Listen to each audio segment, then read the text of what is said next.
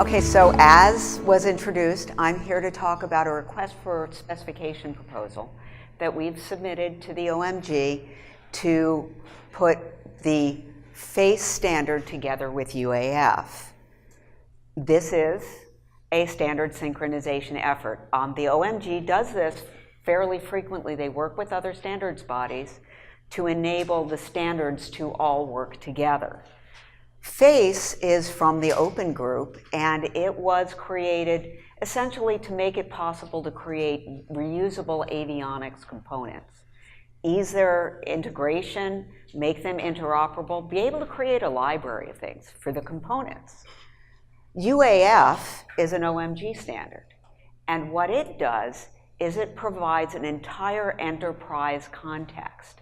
So this connects the dots. We've got these pieces that fit within an entire enterprise, and now we've got a way to describe them in there, or we will have a way. So what is FACE? FACE does correctly stand for Future Airborne Capability and Environment, and it's got its roots in avionics, but really it is applicable to any safety critical environment, and it's being explored for use in healthcare, in the US Surface Navy, and in the Army. It's a modular open system architecture specification, and as I said, it was developed in order to enable portability of avionics components so that when it's time to upgrade a major platform, you don't have to go through a huge integration effort. You've got the framework to integrate more quickly. The specification includes a data model language that formally describes data exchanges so that when one component describes a data element, that is identifiably the exact same data element regardless of how another component names that thing or another message names that thing. And there's a conformance program and the tools to implement it so that when a component is advertised as meeting the standard, it really meets the standard. So what's in FACE? FACE is a layered architecture. And this is something that exists that if you're looking for a layered architecture, you can consider this standard as the basis. It has components assigned to purpose-specific architectural layers.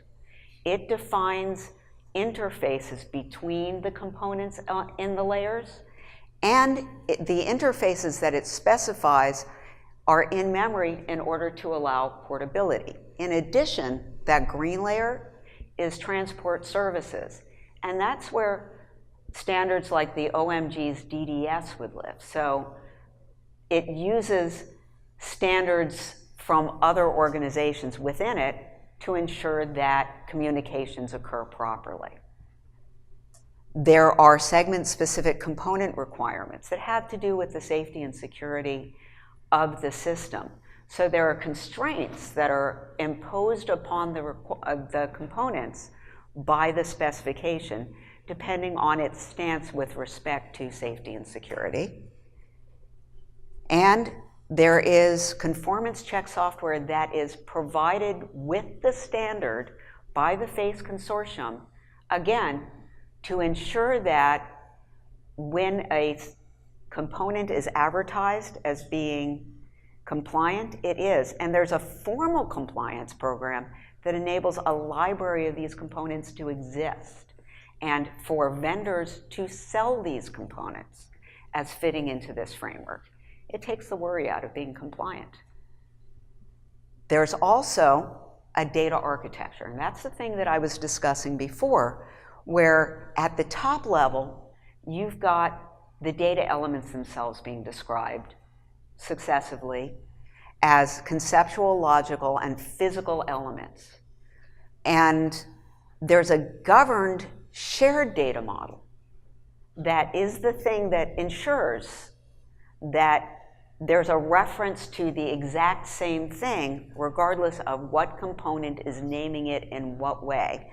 And it's done through the message definitions at The unit of portability is the face way of saying component. Model definition. This middle layer provides a formal specification of the interface messages. And there's kind of two pieces of it. The abstract pieces refer to the conceptual and logical levels in order to enable platform independence, while you use the physical elements, the UOP data model elements, to refer to platform-specific messages. The difference being between logical is real, but a physical is float 64-bit extended resolution. And finally, there's an integration model definition at the bottom layer. Remember that we talked about defining the interfaces.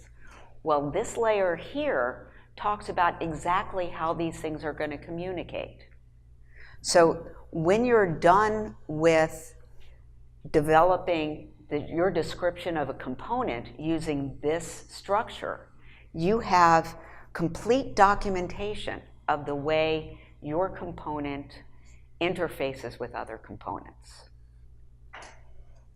We want to connect this with UAF. Now, this grid may be familiar to some of you who have been here for the last 2 days. UAF is the OMG's enterprise level description.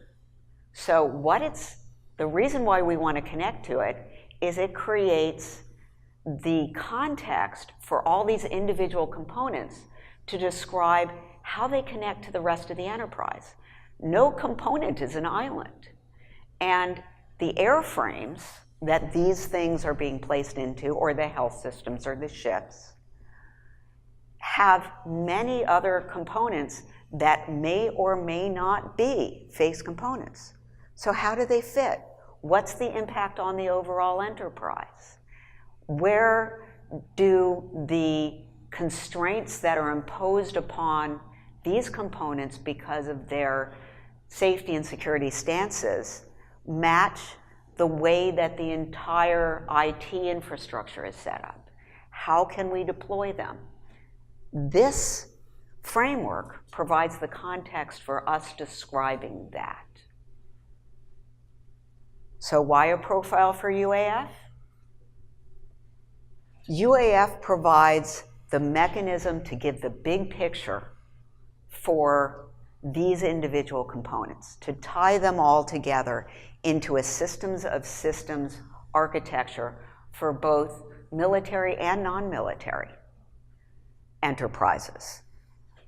It allows characterization of these components at a more abstract level than we can generate software from this, and still enables trade-off and system interoperability analysis.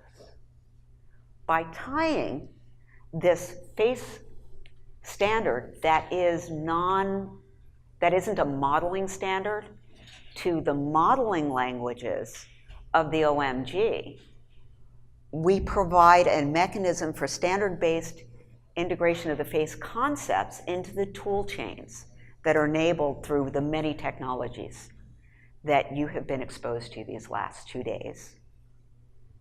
And finally, we're requesting as part of the specification that there be aggregation views that show just the face components. What do we have in the face architecture? What are the ones that are constrained most tightly for safety and security? How are the communications working between these components to enable the analysis, again, at the enterprise level of trade-off? What if I want to drop in a new component? How does that affect my profile now? So that's the purpose of this RFP. And so bottom line, we've got this great standard for components, but no component is an island. And we want to tie together with the OMG standard in order to enable our developers and our system owners to better understand how they fit into their enterprises.